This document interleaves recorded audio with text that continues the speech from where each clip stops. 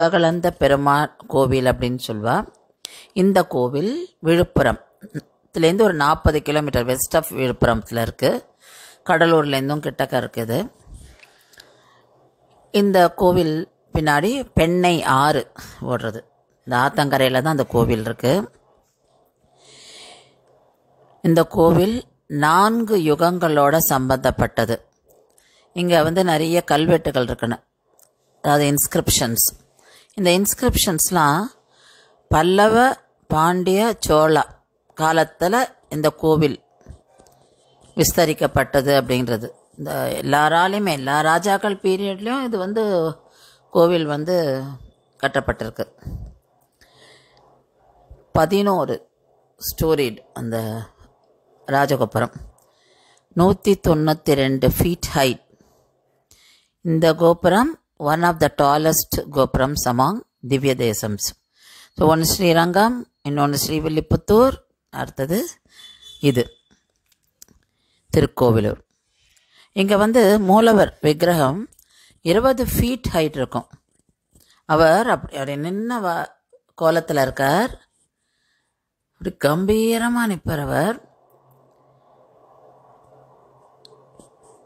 அவருடைய வலது காலை தூக்கின்றிருப்பார், ஒரு 90 டிகிரிஸ்க்கு அப்படி தூக்கின்றிருப்பார். இடது கால் தரையில் இருக்கும்.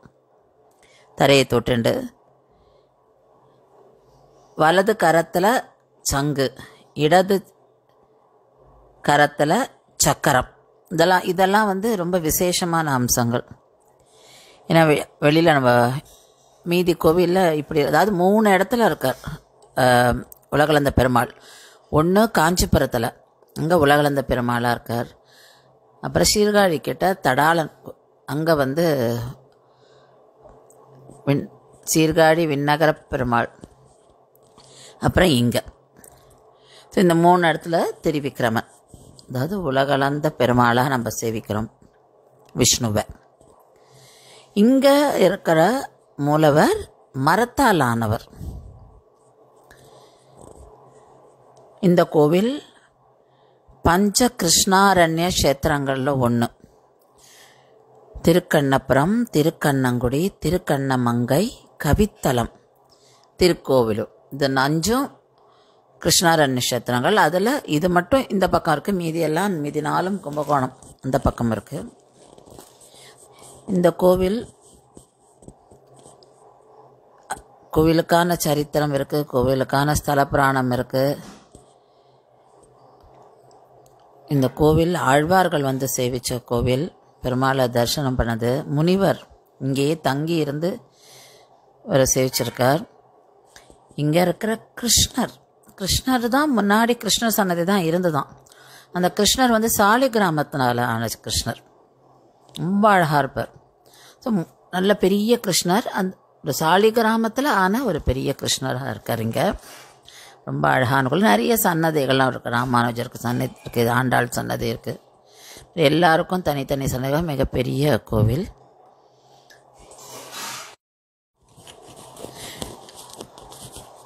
இங்கே வேணுகோபாலர் சன்னதி, லக்ஷ்மி நாராயணன் சன்னதி, லக்ஷ்மி ராகவர் சன்னதி, லக்ஷ்மி நரசிம்மர், ஸ்ரீராமர், வீர ஆஞ்சநேயர், ஸ்ரீ ஆண்டாள், திருக்கச்சி நம்பிகள், ஆழ்வார்கள், எம்பெருமானார், கூரத்தாழ்வார், சுக்கராச்சாரியார், இவ எல்லாருடைய விக்கிரகங்களும் இருக்குங்க. தாயார் ஸ்ரீ பூங்கோதை நாச்சியார், அவளுக்கு தனி சன்னதி. விஷ்ணு துர்க்கை இங்கே ரொம்ப விசேஷம். ஏன்னா விஷ்ணு துர்க்கை நம்ம அந்த கர்ப்பகிரகத்தில் பெருமாளை சேவிச்சுட்டு, உலகளந்த பெருமாளை சேவிச்சுட்டு வெளியில் வரச்சவே இருப்பா, சுயம்பு. அதனால் ரொம்ப விசேஷம் இங்கே. ஏன்னா கிருஷ்ண க்ஷேத்திரத்தினால இந்த இடத்துல நம்ம விஷ்ணு துர்க்கையை பார்க்குறோம்.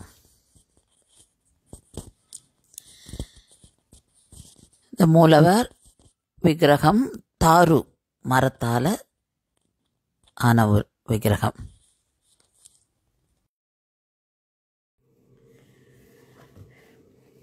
பாகவத புராணத்தில் மகாபலி சக்கரவர்த்தி அதாவது வாமன அவதாரத்தை பற்றி சொல்லியிருக்கு. இந்த மகாபலி தன்னோட அதிகாரத்தை வச்சுட்டு இந்திரலோகத்தையும் கைப்பற்றான். அதனால் இந்திரன் விஷ்ணுக்கிட்ட போய் சொல்கிறார். இப்போ விஷ்ணு மகாபலியோட அந்த கர்வத்தை அடக்கிறதுக்கு, தான்ற எண்ணத்தை அடக்கிறதுக்காக வரான். அவன் பக்தன் தான், ஆனால் தான் அப்படின்றது ஒரு எண்ணம் உண்டு. அதுக்காக தான் அதை அடக்கணும். அந்த மாதிரி எண்ணம் இருக்கக்கூடாதுன்றதுக்கு தான் இந்த அவதாரமே. அதனால் அவர் பூலோகத்தில் காசிபர் முனிவருக்கும் அதித்திக்கும் பறக்கிறாருங்க. 2 அடி வாமனர், அழகான திருவுருவம். அவர் மகாபலி சக்கரவர்த்தி யாகம் பண்ணுறான். அந்த யாகத்துக்கு யார் என்ன கேட்டாலும் வரவாளுக்கு நான் கொடுப்பேன்னு வர சொல்லிடுறான். அதனால் வாமனர் அவதாரத்தில் பெருமாள் அவன் இந்த ராஜாவை போய் பார்க்குறான். அப்போது இவரை பார்த்துட்டு ராஜா சொல்கிறான், என்ன கேட்டாலும் கொடுக்குறேன் அப்படின்ற. அப்போ இவர் சொல்கிறார், 3 அடி நிலம் வேணும், என்னோடய பாதத்தால் அளக்கிறேன், 3 அடி நிலம் வேணும் அப்படிங்கிறார். ராஜாவோட குரு சுக்கராச்சாரிக்கு தெரிஞ்சு விடுறது, பெருமாள் வந்திருக்கார், இதில் ஏதோ விஷயம் இருக்குது அப்படின்னு. ஆனால் ராஜாவை கொடுக்காதே அப்படின்னு சொல்கிறார். ராஜா கேட்கலை. அதனால் சுக்கராச்சாரி என்ன பண்ணுறாரு, அந்த கமண்டலத்தில் அந்த அவுட்லெட் மாதிரி இருக்கு இல்லையா, அதில் போய் பிளாக் பண்ணிடுறார், தண்ணியை விடாமல். பெருமாளுக்கு தெரிஞ்சுத்துது. அதனால் அவர் என்ன பண்ணுறாரு, தர்பையை எடுத்து அந்த தர்பையால் அந்த வளைவாக இருக்கிற இடத்துல குத்துறார். குத்தினதுனால இவர் வண்டா அதில் போய் உக்காண்டிருந்தார் சுக்கராச்சாரி. அதனால் என்ன ஆச்சுன்னா கண்ணு போய்டுறது. அந்த தர்பை அது கண்ணில் குத்தி விடுறதுனால சுக்கராச்சாரிக்கு பார்வை போய்டுறது. ராஜா நான் கொடுத்துட்றேன் உனக்கு என் நிலம் அப்படின்னு சொல்லிடுறான். சரி, பெருமாள் முதலடி வைக்கிறார். அதாவது அவரோட முதல் திருவடி கீழுலகம், அடுத்த திருவடி எடுக்கிறார், அது மேல் உலகம். சரி, 3ஆவதுக்கு திருவடிக்கு இல்லை இடம். அப்போ ராஜா கேட்குறேன் எங்கேன்னு. அப்போ ராஜா தன்னோட தலை மேலே பெருமாளோட காலை வைக்கிறார், இங்கே வச்சுக்கோன்னு. அப்புறம் பெருமாள் வாமனராக திரிவிக்கிரனாக மாறுறார், ஓங்கி உலகளந்தனாக காட்சி கொடுக்குறார். அப்படியே அவர் ராஜா நீ அளந்துக்கோன்னு சொன்னதில் அப்படியே ஒசந்து போகிறார், அப்படியே அதனால தான் இவர் ஓங்கி உலகளந்தன். அப்படி இந்த காலை தூக்கி அப்படி நிற்கிறார். அப்போ தான் அவனுக்கு தெரிஞ்சு போயிடுறது. அவனை அவனுக்கு ஒரு தனி லோகம் கொடுத்துட்றாரா பெருமாள். அவன் பக்தன், அதனால் அவனோடைய தான் என்ற எண்ணத்தை அடக்கணும், அவ்வளோதான். இந்திரர்களுக்கு திருப்பி அவளுடைய இடத்தையும் வாங்கி கொடுத்துட்றார். இதுதான் வாமன அவதாரத்தோட புராணம். அதனால தான் இங்கே நம்ம சுக்கராச்சாரியோட ஐடியாலும் பார்க்குறோம். இந்த கோவிலில் அது பின்னாடி வாமனராக அவர் காட்சி தரார். அந்த சன்னதி, ஒரு குட்டி சன்னதி இருக்கும், அதையும் நம்ம சேவிக்கலாம் இங்கே போனால். இன்னொரு புராணம் கதை இருக்குது. அதாவது இந்த இடத்துல, இந்த கோவிலில் ஒரு ராத்திரி இருட்டான நேரம், வெளியில் மழை பெஞ்சுட்டுருக்கு. பொய்கை ஆழ்வார் அவர் வராராம். அந்த இடத்துல அவர் இடைக்கழியில் அவர் தங்கிக்கிறார். அப்போ கேட்கும்போது ஒருவர் இருக்கலாம் அப்படின்னு சொல்கிறார். அதாவது ஒருவர் படுத்துக்கலாம் அப்படின்னு. அவர் கொஞ்ச நேரம் கழித்து பூதத்தாழ்வார் வர்றார். அப்போ இங்கே தங்கட்டுமானப்போ இருவர் அமரலாம் அப்படின்றார். 2 பேரும் இருக்கார். இன்னும் கொஞ்ச நேரம் கழித்து பேழாழ்வார் வர்றார்.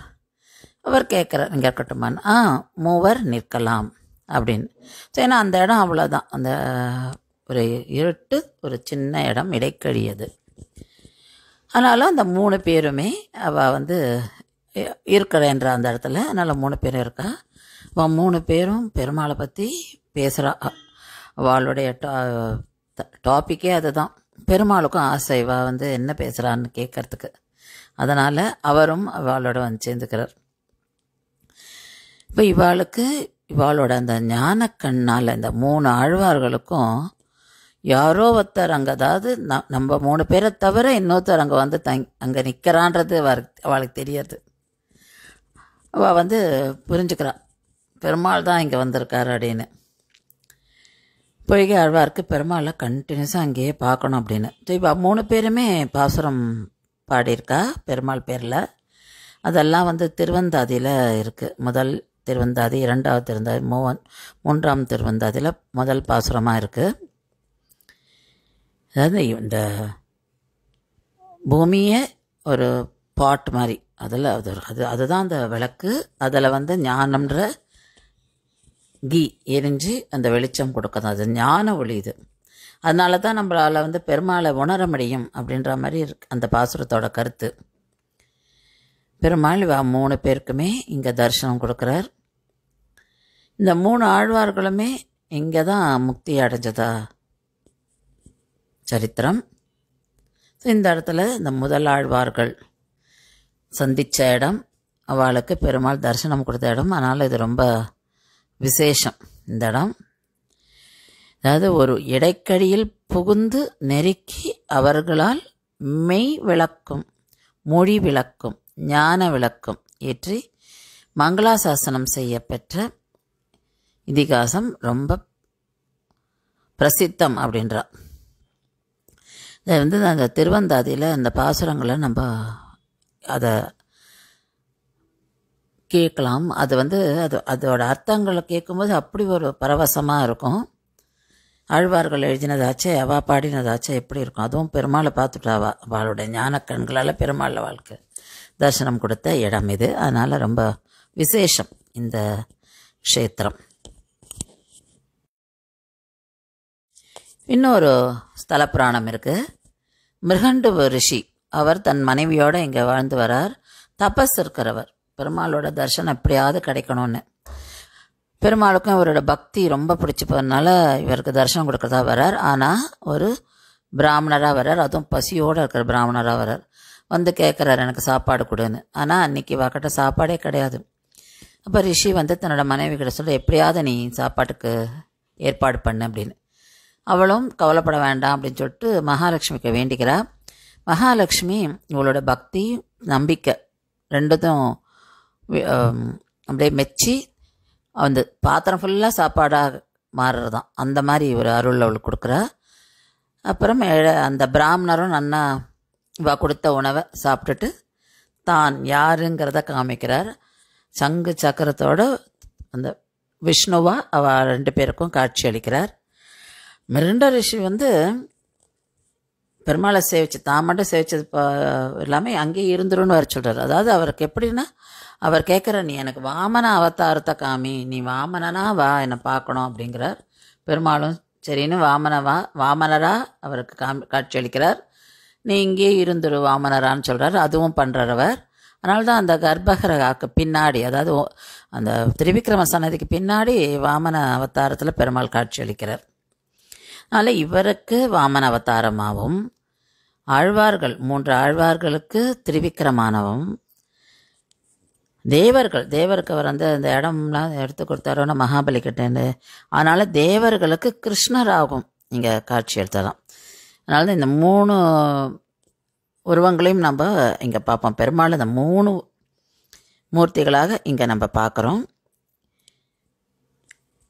இதெல்லாம் இந்த ஊரோட சிறப்பு.